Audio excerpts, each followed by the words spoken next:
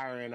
As a comedian yourself, what was most fulfilling about getting to play this really juicy, dramatic role with Slappy, but you also get to perform stand up in the show? I mean, that seems perfect.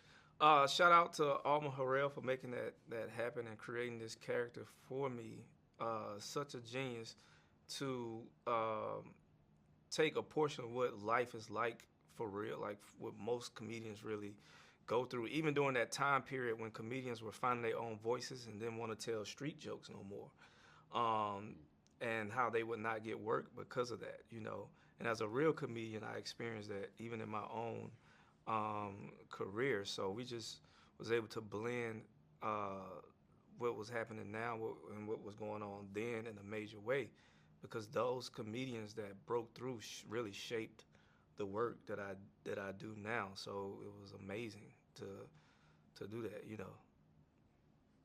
Yeah, did you write some of the stand-up jokes in the show, or was that all in the script? No, it was, yeah. I was a consultant producer on the show, so I had my hand in tailoring uh, some of the jokes as well as some of the authenticity of the black landscape and the story.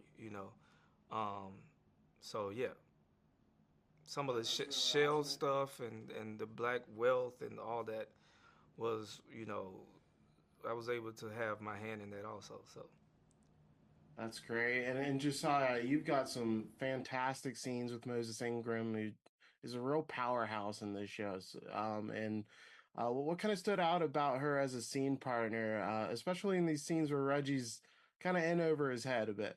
Yeah, I think I think you just said it. Her power was just infectious almost, and as your scene partner, it kind of like implores you to rise to the occasion of what the scene calls for. And in a lot of our contentious scenes together, we're kind of like bringing out the best in each other. And I think in any great scene partner, that's what you hope for, wish for, and want. And Moses embodies all that.